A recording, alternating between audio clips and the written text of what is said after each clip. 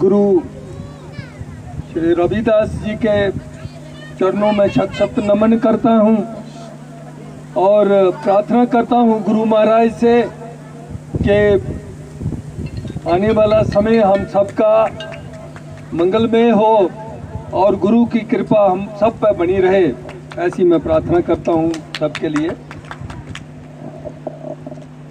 मैं अपने आप को बड़ा खुश नसीब समझता हूँ कि आज मैं एक दो दिन बाद आना था बनी में, लेकिन जब मेरे बात हुई मोतीलाल जी से तो मोतीराम जी से तो इन्होंने बोला कि कल ऐसा एक कोई फंक्शन है और फिर एमएलए साहब से बात हुई तो फिर आज का ही कार्यक्रम बना।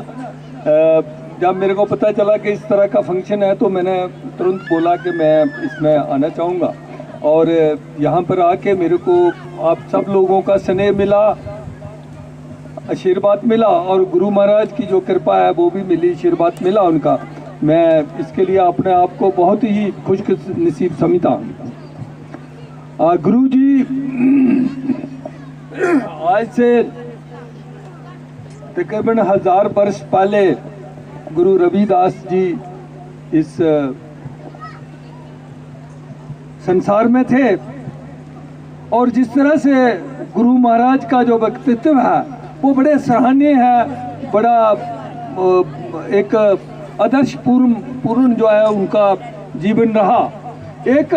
सबसे बड़ी जो गुरु महाराज से जो हमें प्रेरणा मिलती है वो ये है कि वो एक गृहस्थ थे और गृहस्थ अपना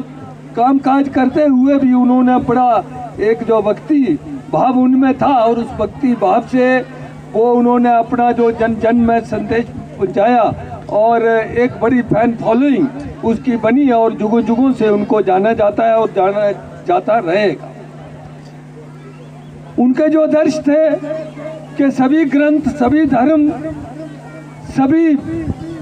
पंथ जो हैं वो एक हैं और इस चीज़ का बाद में अगर हम देखें इतिहास में तो गुरु ग्रंथ साहब में भी ये बार बार जिक्र आया है इस चीज़ को लेके। और जो मीरा भाई जी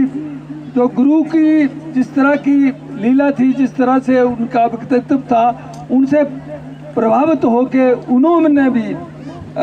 जो गुरु जी को अपना गुरु बनाया, गुरु रविदास जी को, और उनका जो भक्ति सार है उसमें भी बार बार जो है गुरु रविदास के जो विचार थे उनका जिक्र आता है, उनकी लीला का जिक्र आता है। इसी तरह से आगे चल के हम देखें हमारे जो कहीं ना कहीं जिस विचारधारा से, जिस संगठन से, पार्टी से मैं जुड़ा हूँ उसका भी अगर देखें हमारे जो पंडित दीनदयाल उपाध्याय जी ने जो एक विचारधारा लिखी है एकात्मक मानववाद, एकात्मक मानववाद, जिसमें उन्होंने ये कहा कि सारे पंथ, सारे धर्म जो है वो एक है और हमें मिलजुल के समाज में रहना चाहिए और सबको एक समान देखना चाहिए। इसी तरह से जो आगे चल के जो उन्होंने अंत्योदय की जो परिभाषा दी, जिसके बतौर आज जो है लगभग जो नरेंद्र भाई मोदी जी की जो पॉलिसियां हैं, जो सरकार के जो कार्यक्रम हैं वो उसी पर बेस है। अंत्योदय का मतलब होता है कि जो पिछड़ा हुआ है, जो वंचित है, जो गरीब है, जो प्रताड़ित है, उसकी तरफ सबसे ज़्यादा दृष्टि जानी चाहिए। और अगर आज देखें हम कि जो नरेंद्र भाई मोदी सरकार की, केंद्र सरकार की जो पॉलिसियाँ आ रही हैं उसमें एक समान सब धर्मों को, पंथों को, सब कोई जात पात नहीं है उसमें। अगर 80 करोड़ लोगों को गरीब कल्याण योजना का फ़ायदा दिया गया है तो एक समान दिया गया है। और जो भी आज सरकार की जो भी पॉलिसीज़ आ रही है, स्कीमें आ रही हैं, वो एक समान समाज को फ़ायदा हो उसका और एक